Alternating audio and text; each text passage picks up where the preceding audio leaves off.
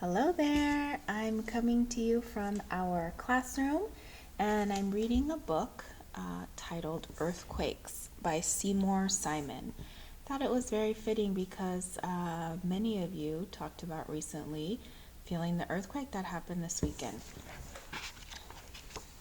So let's read in and learn a little bit about earthquakes. The earth beneath our feet usually feels solid and firm, yet 1,000,000 times each year, an average of once every 30 seconds, somewhere around the world, the ground shakes and sways. We call this an earthquake. Most earthquakes are too small to be noticed by people. Only sensitive scientific instruments record their passage. But hundreds of quakes every year are strong enough to change the face of the land. A medium-sized earthquake near Seattle, Washington, bent these railroad tracks into twisted ribbons of steel. A larger earthquake can cause enormous destruction. On the morning of September 19th, 1985, a major earthquake struck Mexico City. It killed 10,000 people and injured another 20,000. Hundreds of buildings were destroyed, including homes and stores, hotels and hospitals and schools and businesses. This multi-level parking garage, the center left, collapsed like a house of cards, while some of the neighboring buildings suffered only slight damage.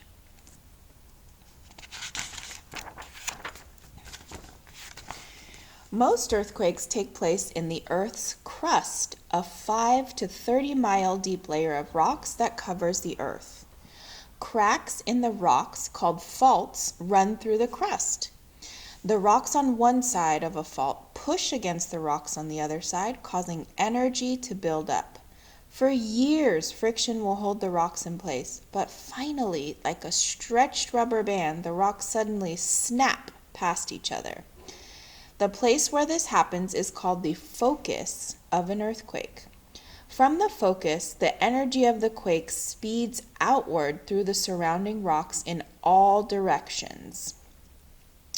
The shocks may last for less than a second for a small quake to several minutes for a major one.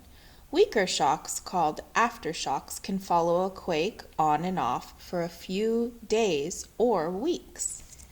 And then we see the diagram here of how that happens. Sections of the crust have slipped past each other along two fault lines and offset this ridge in Wyoming. Sometimes one side of a fault will slip higher than the other. This is what happens along the highway in the Mojave Desert in California. This kind of up and down movement is called a dip-slip fault.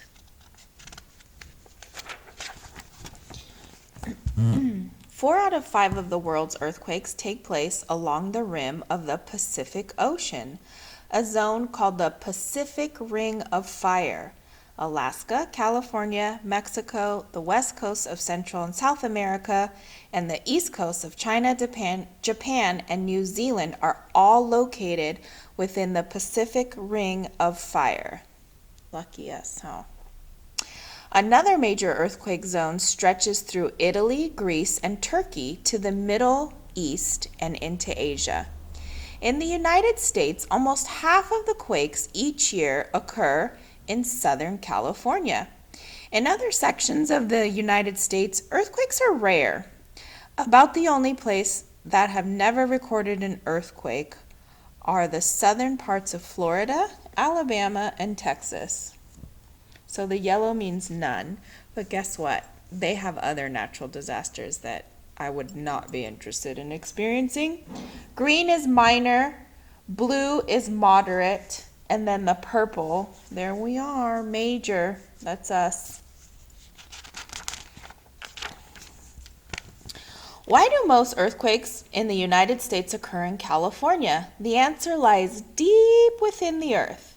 The Earth's solid rocky crust floats on the mantle, an 1,800-mile thick layer of very heavy melted rock that moves up and down and around.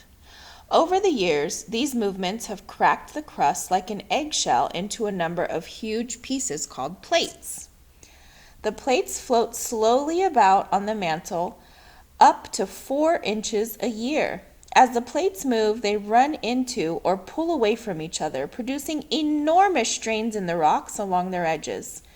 The United States and Canada are riding on the North American plate, which is slowly moving into the Pacific plate. The colliding plates are what causes most of the earthquakes along the West Coast. But earthquakes can occur anywhere there are stresses in underlying rocks. The San Andreas Fault is the boundary line between the North American and the Pacific plates. It winds 700 miles through Southern California to just north of San Francisco, where it dives under the Pacific Ocean. Along the way, it slashes under houses and dams, across deserts and farms, and through towns and cities where more than 20 million people live, including us. Dozens of small to medium-sized quakes occur along the fault each year. Scientists think that a huge, deadly earthquake will strike along the San Andreas Fault by the end of this century. There's a movie about it. Maybe you've seen it, with The Rock. The 1906 San Francisco earthquake was one of the most violent earthquakes ever recorded. The gigantic quake was felt over an area of 375,000 miles, more than twice the size of California. More than 3,000 people lost their lives in the quake and the following fires. This view shows San Francisco in flames hours after the quake. The fires alone destroyed 28,000 buildings in the city. This fence was broken and offset 8 feet by the movement of the San Andreas Fault during the 1906 earthquake. Besides the widespread strike, side to side, slip along the fault, there was also a dip up and down slip of as much as 3 feet in some places. So the plates were moving this way and this way, and that was devastating in the 1906 quake. How do you measure and compare the sizes of earthquakes? The size cannot be judged solely by the damage to buildings or the number of people killed. That's because a medium quake close to a large city will cause more destruction than will a larger quake in an unpopulated area. Seismographs are instruments that scientists use to measure earthquake shocks. A modern seismograph can record a tiny earth tremor thousands of miles away. The tremor shows a wiggly line traced on a turning drum. The bigger the quake, the larger the line will wiggle. There are hundreds of seismograph stations all over the world that time the arrival of earthquake waves. Scientists use the measurements to find an earthquake's force, its focus underground, and its epicenter, the place on the ground just above the focus.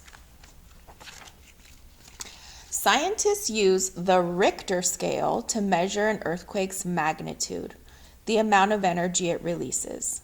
Each number on the Richter scale stands for an earthquake that is 10 times more powerful than the number below it. You would hardly notice a magnitude 2 quake, but a magnitude 3 quake is 10 times greater and easily felt by everyone.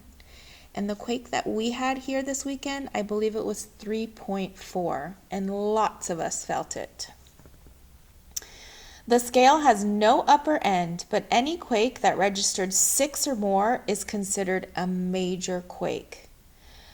The Armenian earthquake of December 7th, 1988 measured 6.9 and was followed 4 minutes later by a 5.8 aftershock. Dozens of other quakes occurred in the area over the next months.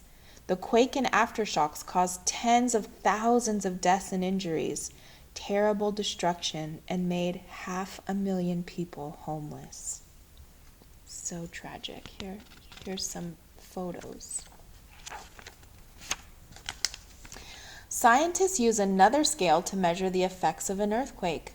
The Mercalli Intensity Scale uses observations of the quake damage to rate it on a scale ranging from 1, Roman numeral 1, looks like an I, where the effects are scarcely noticeable, to 12, Roman numeral 12, XII, where damage is total and the ground heaves in waves. Usually the intensity is greatest near the center of the quake and smaller the farther away from the center. But other factors such as the soil in the area and the construction of the buildings are also important. For example, the earthquake that shook the San Francisco area in October of 1989 during the World Series measured 7.1 on the Richter scale. On the Mercalli scale, where the houses are built on loose soil, but only 6 or 7 in other parts of the city, where the houses suffered much less damage. I was about your age when the 89 quake hit. I would be interested for you to have conversations with your families and hear about what your families remember of the 89 quake, if they were living anywhere in the Bay Area, East Bay, North Bay.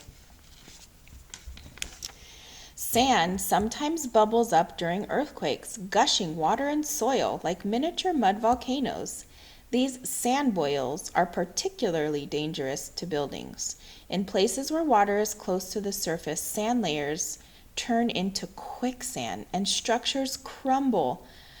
During the 1989 San Francisco quake, sand boils erupted in basements, yards, and beneath houses all over the Marina District.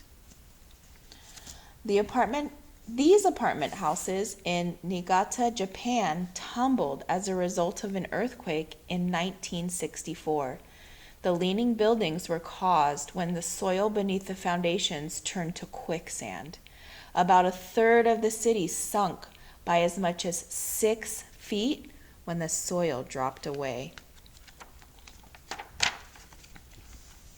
On the afternoon of Good Friday, March 27, 1964, Anchorage, Alaska was shaken apart by the most violent earthquake ever recorded in the United States. It measured 8.4 on the Richter scale. Government Hill Elementary School was split in two when the ground beneath it dropped. Houses began sliding apart. Cracks in the pavement opened and closed like huge jaws. The ground rolled in huge waves. In the first 3 days after the quake, 300 aftershocks shook the buildings that remained standing. So frightening. Look at that school. The Good Friday earthquake brought another type of destruction along the coastline. The focus of the quake was deep beneath the waters of Prince William Sound in the Gulf of Alaska. The quake acted like a giant paddle, churning the waters. Huge quake-formed sea waves, called tsunamis, battered the land for hours. An entire section of the waterfront at the port of Seaward cracked off and slid into the ocean. Boats were overturned, buildings broke apart, and everything was left a tangled mess.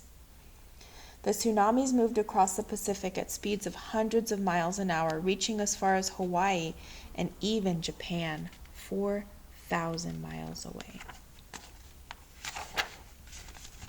Scientists have learned much about earthquakes and their effects. They can measure even the slightest movements along faults.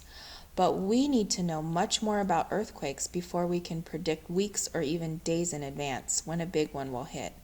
Until then, proper building design can help lessen their effects.